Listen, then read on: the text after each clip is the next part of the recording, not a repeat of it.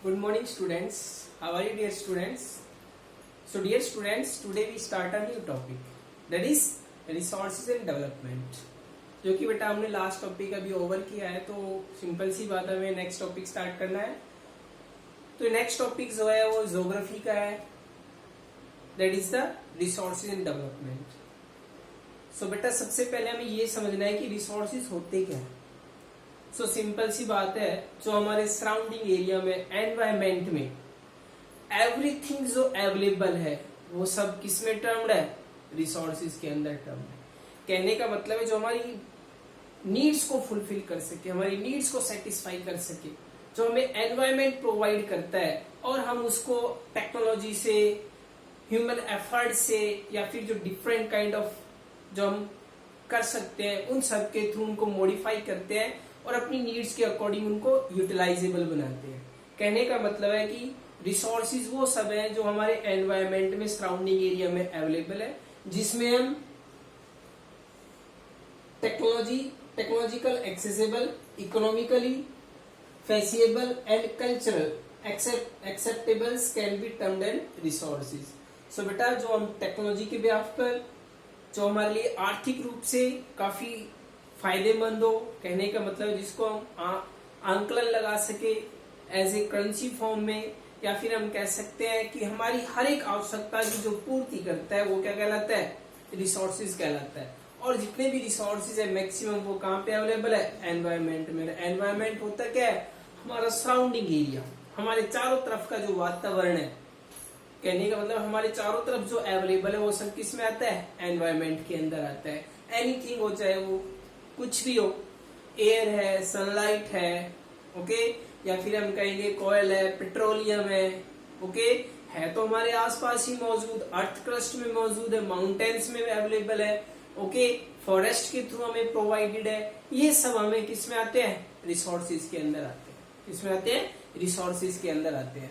So my dear students, ये वो resources होते हैं जो हमारे लिए, हमारी लाइफ को काफी कुछ बेनिफिट्स प्रोवाइड करते हैं, हमारी नीड्स को फुलफिल करते हैं और हमारी लाइफ को काफी हद तक कंफर्टेबल भी बनाते हैं.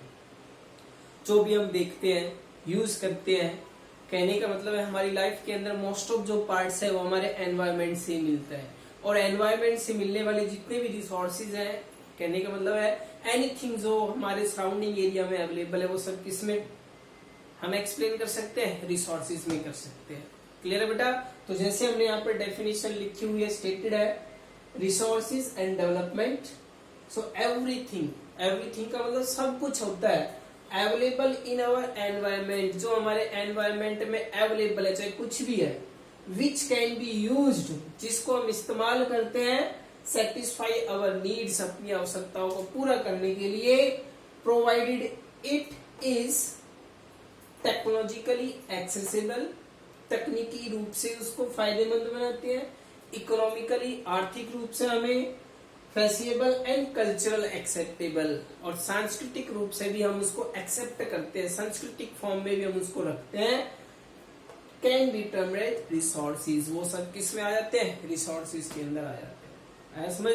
तो बेटा ये रिसोर्सेज की डेफिनेशन थी जो हमारे चारों तरफ अवेलेबल है, हमारे एनवायरमेंट में अवेलेबल है, और एक तरह से हम कह सकते हैं नेचर हमें एज ए गिफ्ट के फॉर्म में प्रोवाइड करती है, फ्री ऑफ कॉस्ट कह सकते हैं हम, कि हमें बहुत ही नॉमिनल कॉस्ट पे करनी पड़ती है और हमें वो नेचर प्रोवाइड कर देती है.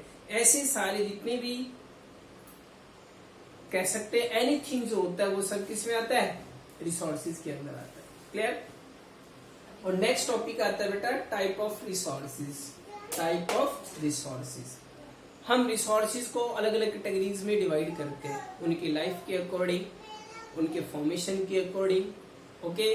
इसके अलावा कि भाई उस पर राइट्स कितने पीपल्स का होता है, कौन उसको ऑर्गेनाइज कर सकता है, इन सब के ब्याह पर हम इसको मेनली रिसोर्सेज को 4 कैटेगरीज में डिवाइड करते हैं. कितने कैटेगरीज में? 4 कैटेगरीज में, ओके. और इन 4 कैटेगरीज की बेटा सब कैटेगरीज होती है, उनको भी हम एक्सप्लेन करेंगे. मेनली 4 कैटेगरीज है और उन 4 कैटेगरीज की सब कैटेगरीज होती है. क्लियर? सो हम यहाँ पर रिसोर्सेज के टाइप में रीड करेंगे. These can be classified in the following veg. सबसे पहला जो होता है on the basis of origin. Origin का मतलब होता है उत्पत्ति के आधार पर, जब किसी का बर्थ होता है, जन्म होता है, उसको ओरिजिन कहते हैं। तो यहाँ पर उत्पत्ति के आधार पर ओरिजिन के ब्याह पर रिसोर्सेज 2 टाइप्स के होते हैं। How many types? 2 types. First होता है बायोटिक। इस कैसा होता है? बायोटिक। बायोटिक का मीन्स होता है जो लिविंग थिंग्स से जिसका फॉर्मेशन हो। किससे हो? लिविंग थिंग्स से जिसका फॉर्मेशन हो उसको कहते हैं बायोटिक्स रिसोर्सेज। जैसे पेट्रोलियम है, पेट्रोलियम किससे बनता है? लिविंग थिंग से बनता है, लिविंग ऑर्गेनिज्म से बनता है।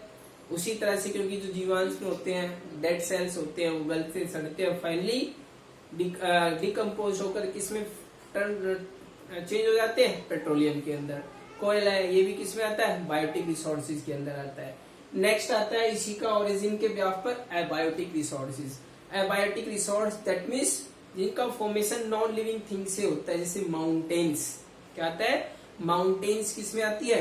एबायोटिक्स रिसोर्सेज के अंदर आती है, जिसमें लिविंग प्रोडक्ट नहीं होता है। कैसे होते हैं? नॉन लिविंग प्रोडक्ट होते हैं। तो ऐसे सारे प्रोडक्ट किसमें हम डिफाइन करते हैं? एबायोटिक के अंदर। तो सिंपल सी बात है, ओरिजिन के ब्याह पर रिसोर्सेज 2 टाइप के हैं। फर्स्ट जो हमने रीड किया, on the basis of origin, यहाँ पर 2 टाइप्स हैं, बायोटिक और एबायोटिक।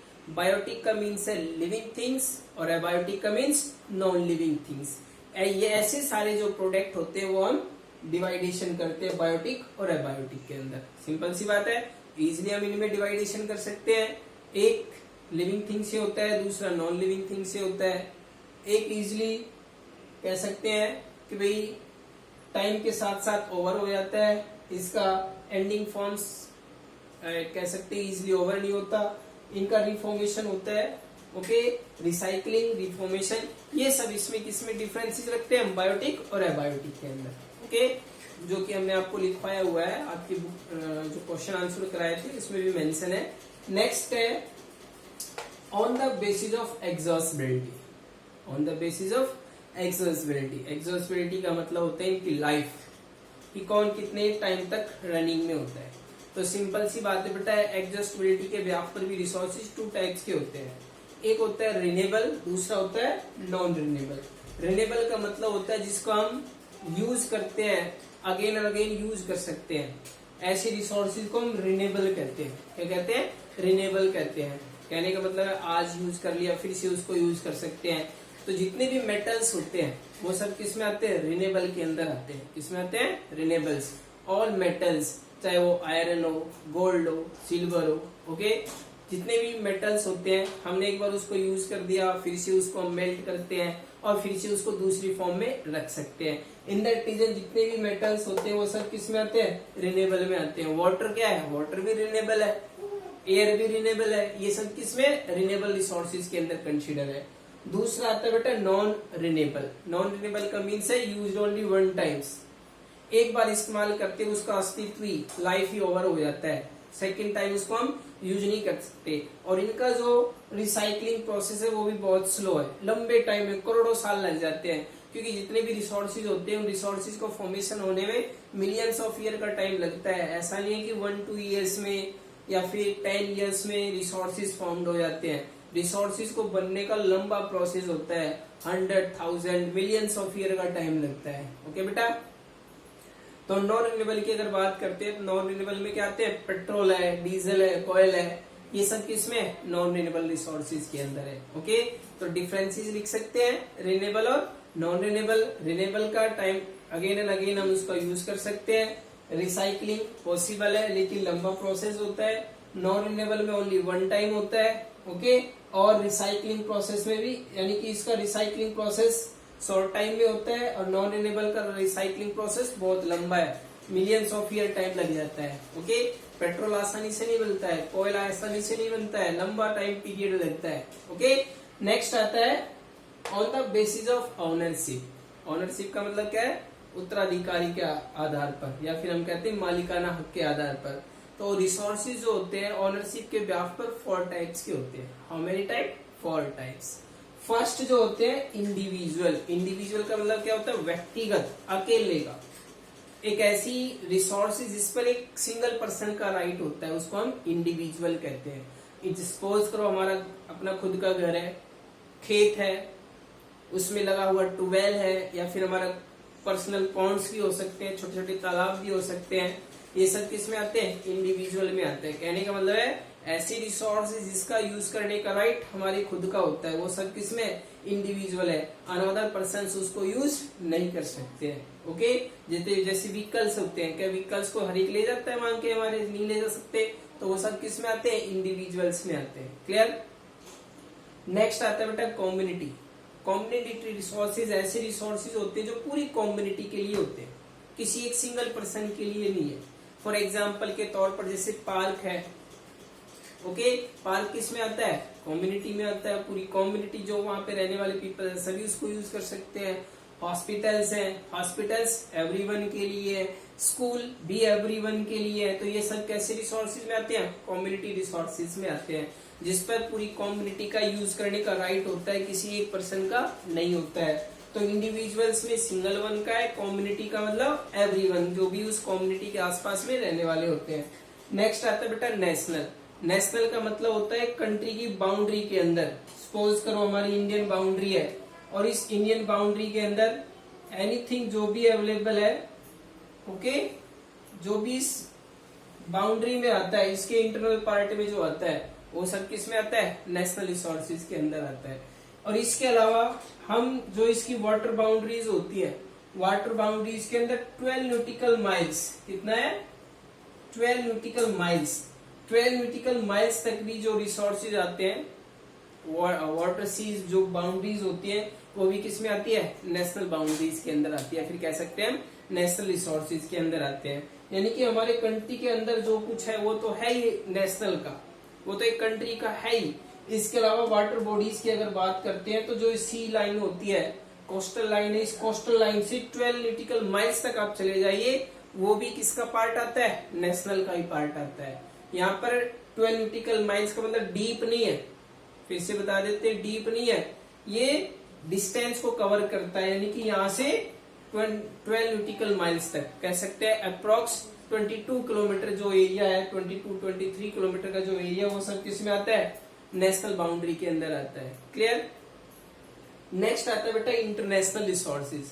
इंटरनेशनल रिसोर्सेज ऐसे रिसोर्सेज होते हैं जो पूरे ऑल कंट्रीज के लिए होते हैं, पूरे वर्ल्ड के लिए होता है, जिसका इस्तेमाल एवरीवन कर सकता है। एक्सक्लूसिव जोन भी हम कह सकते हैं, जो हर एक के लिए होता है। जैसे 12 न्यूटिकल माइल्स के बाद में जितनी भी वाटर बॉडीज है, वो सब इंटरनेशनल रिसोर्सेज में आती है, और इन सबको यूज करने का एवरीवन को राइट है। लेकिन इसमें कुछ बाउंडेशंस होती हैं।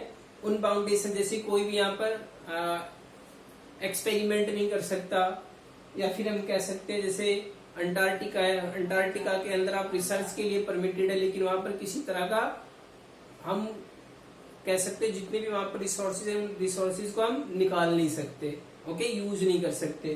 तो इस तरह से इंटरनेशनल रिसोर्स जो पूरे वर्ल्ड के लिए होते हैं, एक लिमिटेशंस के साथ में, जो कि एवरीवन को सिर्फ अपनी फैसिलिटी के लिए प्रोवाइडेड है, ना कि नेचर का लॉस करने के लिए। ओके, तो ओनरशिप के ब्याह पर रिसोर्सेज 4 टाइप के हो गए, 4 कैटेगरीज के हो गए। That is the individual, community, national and international. Individual में अकेला का होता है, कम्युनिटी के अंदर पूरी कम्युनिटी है जो उस एरिया में रहते हैं, नेशनल का मतलब कंट्री की बाउंड्री के अंदर, इंटरनेशनल मतलब एवरीवन के लिए, होल वर्ल्ड के लिए। नेक्स्ट आता है बेटा on the basis of status of development. Status of development के ब्याह पर भी रिसोर्सेज को हम 4 कैटेगरीज में रखते हैं। क्लास के अंदर हमने बताया हुआ, बहुत अच्छी तरह से कराया था, और उस टाइम में आपको समझ में भी आ गया। ओके, तो एक बार फिर से बता देते हैं, on the basis of the status of development. तो डेवलपमेंट के ब्याह पर भी रिसोर्सेज 4 कैटेगरी के होते हैं। That is potential, developed, stock and reserve. Potential का मतलब होता है बेटा ऐसे रिसोर्सेज जो पर्टिकुलर एरिया में सुफिशियंट अमाउंट में अवेलेबल होते हैं, लेकिन उनको यूज करने के लिए हमारे पास टेक्नोलॉजी नहीं होती है। That is called potential resources. For example में राजस्थान है, राजस्थान के अंदर सोलर एनर्जी बहुत ही ज्यादा अवेलेबल है, या फिर हम कहेंगे कोस्टल लाइन एरियाज पे टाइडल एनर्जी है गुजरात के अंदर, लेकिन वो उन रिसोर्सेज को यूज करने के लिए राजस्थान में या फिर हम कह सकते हैं गुजरात में वो टेक्नोलॉजी अभी अवेलेबल नहीं है जिससे कि हम रिसोर्सेज को यूटिलाइजेबल बना सके। कहने का मतलब है how now these use this resources, हमारे पास उसका कोई नॉलेज नहीं है कि हम इन रिसोर्सेज को कैसे इस्तेमाल करें। और ये रिसोर्सेज पर्टिकुलर एरियाज में होते हैं, पोटेंशियल अमाउंट में होते हैं, not of whole country, everywhere नहीं होते हैं, सिर्फ पर्टिकुलर एरियाज में होते हैं। दूसरा आता है बेटा डेवलप्ड रिसोर्सेज, ऐसे रिसोर्सेज जिसको हम पास्ट में भी यूज कर रहे हैं, प्रेजेंट में भी और फ्यूचर में भी यूज करते हैं। ऐसी रिसोर्सेज क्या कहलाते हैं? डेवलप्ड रिसोर्सेज कहलाते हैं, जिनका रिसोर्सेज हम लंबे टाइम से करते हुए आ रहे हैं, आज भी कर रहे हैं। जैसे पेट्रोलियम है, पेट्रोलियम किस में आता है? डेवलप्ड में आता है। मेटल्स का यूज है, आयरन है, वो भी किस में? डेवलप्ड रिसोर्सेज के अंदर है। कहने का मतलब है ऐसे रिसोर्सेज जिसका हम यूज करना टेक्नोलॉजिकल फॉर्म के अंदर, हमारे पास टेक्नोलॉजी भी अवेलेबल है, ओके, प्रेजेंट में भी यूज कर रहे हैं, पास्ट में भी करते आ रहे हैं और फ्यूचर के अंदर भी करेंगे। ऐसे रिसोर्सेज क्या कहलाते हैं? डेवलप्ड रिसोर्सेज कहलाते हैं। आया समझ में? पोटेंशियल पर्टिकुलर एरिया में होते हैं, हर जगह नहीं होते। जैसे राजस्थान के अंदर सोलर एनर्जी है, गुजरात में टाइडल एनर्जी है, उसी तरह से डेवलप्ड ऐसे रिसोर्सेज होते हैं जिनका यूज हम लंबे टाइम से करते हुए आ रहे हैं, आज भी कर रहे हैं और अगर अवेलेबल रहेंगे तो फ्यूचर के अंदर भी करते रहेंगे, क्योंकि हमारे पास उनको यूज करने की टेक्नोलॉजी अवेलेबल है। नेक्स्ट आता है बेटा स्टॉक। नेक्स्ट क्या है? Stock resources. स्टॉक का मतलब क्या है? बहुत है हमारे पास, सुफिशियंट अमाउंट में अवेलेबल है। जैसे एयर है, विंड है, हमारे पास है लेकिन उसको यूज करने की टेक्नोलॉजी हमारे पास नहीं है। इंडिया में सनलाइट जो है लगभग 9 मंथ्स तक रहती है, सोलर एनर्जी, लेकिन सोलर एनर्जी को हम अभी प्रॉपर वे में यूटिलाइजेबल नहीं बना पाए हैं। कहने का मतलब हमारे पास अभी वो सुफिशियंट टेक्नोलॉजी अवेलेबल नहीं है, ओके। तो स्टॉक जो कि हर एक जगह अवेलेबल होता है, पोटेंशियल और बेटा स्टॉक में यही डिफरेंस है, पोटेंशियल पर्टिकुलर एरिया में होते हैं और स्टॉक क्या है? हर एक जगह में अवेलेबल है, ओके। जैसे जियोथर्मल है, जियोथर्मल भाई सिंपल सी बात है, जो हमारी अर्थ क्रस्ट के अंदर हीट है वो कोई एक जगह तो है नहीं, पूरी अर्थ के अंदर है, लेकिन उसको यूज करने के लिए हमारे पास में अभी वो सुफिशियंट टेक्नोलॉजी नहीं है कि हम उसको सही ढंग से इम्प्लीमेंट कर पाए, ओके। नेक्स्ट आता है बेटा रिजर्व। रिजर्व का मतलब है कि हमारे पास में वो टेक्नोलॉजी है कि हम उसको यूज कर सके, लेकिन किसी कारणों की वजह से हमने उसको रिजर्व करके रखा हुआ है ताकि हमारी आने वाली जनरेशन उसको यूज कर सके, या फिर हम कह सकते हैं जिससे हमारा इकोलॉजिकल बैलेंस बना रहे। जैसे वाटर है, ओके, या फिर कोयल है, ओके, ये सब किस में आते हैं? रिजर्व के अंदर है। वाटर स्पेशली कौन सा है? Water and forest. फॉरेस्ट को हमने रिजर्व कैटेगरी में रखा हुआ है, जबकि हम लंबे टाइम से फॉरेस्ट को कट करके यूज करते हुए आ रहे हैं, चाहे वो हमारे घरेलू इस्तेमाल हो, खाने बनाने में हो या फिर दूसरे प्रोडक्ट में हो, लेकिन हमने उसको क्या कर दिया? रिजर्व कर दिया, ताकि हमारा जो एनवायरमेंट है वो बैलेंस्ड रहे। उसी तरह से वाटर है, रिवर्स है, रिवर्स को भी हमने रिजर्व कैटेगरी में रख दिया, जबकि रिवर्स के वाटर को भी हम अच्छी तरह से यूज करना जानते हैं, लेकिन हमने किसी कारणों की वजह से हमारे एनवायरमेंट को प्रोटेक्ट करने की वजह से उसको रिजर्व कैटेगरी में रख दिया है, ओके बेटा। तो ये आज हमने रिसोर्सेज, उनके टाइप्स और उनके सब टाइप्स के बारे में हमने रिवीजन किया है। तो बेटा एक बार इनको सही ढंग से रिवाइज कर लेना और अपने लिख के देख लेना जो उनके डिफरेंसेस आए हैं, ओके। मे भी पॉसिबल है कि इनमें से क्वेश्चन भी आ जाए। क्लियर है? तो अपना प्रॉपर वे में इनको रिवाइज करना, ओके बेटा। सो अपना थोड़ा पूरा केयर करके रखें, सेफ्टी इक्विपमेंट्स का पूरी तरह से प्रोटेक्शन रखें, अपने पेरेंट्स को फॉलो करते रहे। Good bye.